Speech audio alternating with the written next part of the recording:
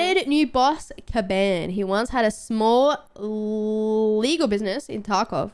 I was not afraid to use criminal methods of money acquisition. After the general evacuation, he remained in the city and his gang has grown. His size allows him to fire various heavy machine guns without resting the gun. Oh, that's fun.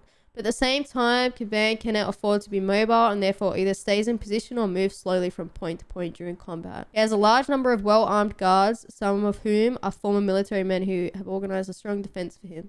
How many? A large number. Have they ever said a large number? I'm scared. Sani already has up to 3. I'm scared. Some of whom are former military men who have organized a strong defense for him.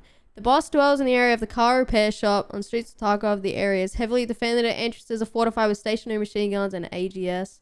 The paths are mined and there are snipers on the roof of the car service. Oh, that's fine. The van uses a custom rig to store machine gun boxes. It has unquestionable authority among his guards. Scavs nearby help the boss with defense and will engage in combat. Kit presets. Added the ability to save a gear preset and quickly equip it. The player can name the preset, select the one he wants to equip, see its contents, weight, and compare it with other equipment sets. The screen of the selected equipment set is divided into 2 tabs. Equipment, which will display all available gear slots. Pouches, which will display contents of the rigs, pockets, backpack, and secure container. Selected equipment set is assembled from matching items in the player's stash. If the player does not have enough items in the stash to assemble the kit, the missing items can be purchased from merchants, the flea market. So it'll be kind of like when you build a gun, right? After character creation, 15 basic sets of equipment are available to the player. 15? Jesus. The player can create up to 50. Damn. Random container spawn. Containers will now spawn at random points. The number of spawn points for containers has been increased on all locations. Large wooden crates, some Terra Group crates, large cash registers and filing cabinets will now always spawn at their respective locations. Okay, so it doesn't mean containers, like as in like a fucking ammo box. It means like sidearm quick swap. When the holster weapon hotkey is pressed twice, key 1 by default, the character will swap weapons quicker. This action consumes arm stamina, and if it is insufficient, the weapon equipped in the hands will tremble. Upon training weapon mastering, corresponding with the weapon type skill, the amount of arm stamina consumed on quick swapping will decrease and the speed of action will increase. Ooh, I didn't know how fast you could whip it out. Improvements to peaceful behavior of bots. Added routes for looting containers by scavs on the streets of Tarkov location. The barrel of the bot's weapon oscillates. I know that's not how you say it. Oscillates? Is that how you say it? Oscillates up and down slightly during peaceful walking. Peaceful routes of bots now have slight deviations from a straight line between points, mimicking the player's movement. During combat or in case of danger, bots return to ready mode. Reduced reloading speed of low difficulty bots. Fucking thank God they're like power demons. Bots can no longer rotate instantly. Oh my lord! Can we just like fucking admire that? Bots can no longer rotate instantly. They will no longer 180 like a goddamn demon. Now to rotate by a significant angle while prone, the bot assumes a sitting position and continues firing. Bots now search corpses and take weapons, rigs, backpacks, whatever contents they like from them. If a bot has a backpack and a rig, it will drop the backpack and rig next to the corpse. Contents taken by bots are not refundable by insurance. So if a bot takes your shit and you've insurance frauded it, like you've dumped it for insurance, you won't get it back. So you can, but if you dump it in a, I'm assuming not a good spot, then a random scav AI might just pick up I guess. Okay.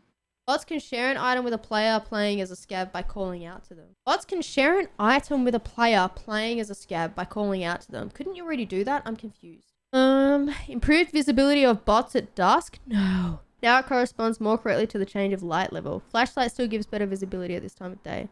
Corrected spawn time when playing as a scav on all maps. Bot groups. The AI scav group system has been improved. Now a group of scavs that will operate as a team will spawn at a certain chance. They're going to be better organized and compact and are essentially small gangs. So there's another type of AI now. This sounds like bloodhounds. Commands to bots. When playing as a scav, new commands to bots are available to the player.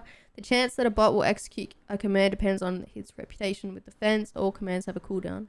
UOL. The user interface of the trade, quest, and ragman services screens has been redesigned. The player can now quickly equip or replace an item with any of the available items in the stash via a drop-down menu by clicking on character slot. The FPS meter no longer overlaps the raid timer. Yo! These are quality of life changes. Double clicking on consumables automatically uses the item. In terms of functionality, double clicking is similar to use option in the context menu of the item. You can turn on the tactical device or helmet mounted lights by pressing the H key. You can switch the modes of tactical devices by pressing the Control plus H key. List of available mods for helmet rails. When holding the 4O hotkeys when using the first aid kit and other medical supplies, a drop down list of body parts to treat will now appear. When using the first aid kit, the list shows all of the character's wounds. When using other medical items, only those body parts that can be healed with the item are shown. To activate it, you need to set the hotkey mode to release. Added new images to loading screens. Ooh. Gun stand.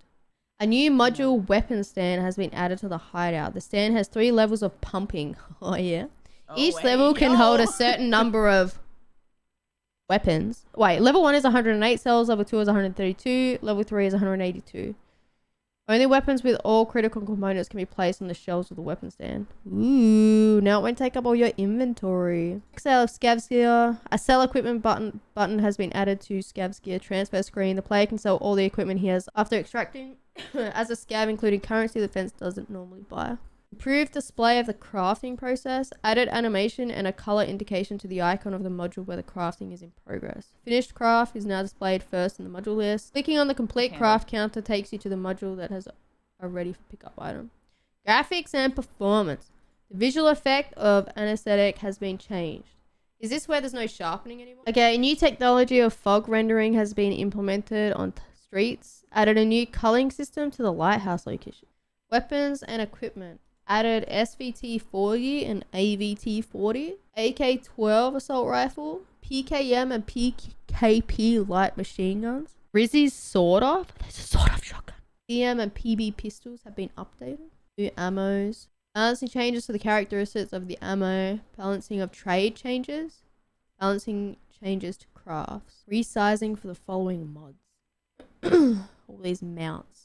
Adjusted quests. They actually told us what they adjusted. Adjusted quests, the Huntsman Path Trophy, Sellout, Woodskeeper, Hunting Trip, Tourist, Psycho Sniper. They changed Shooterborn again.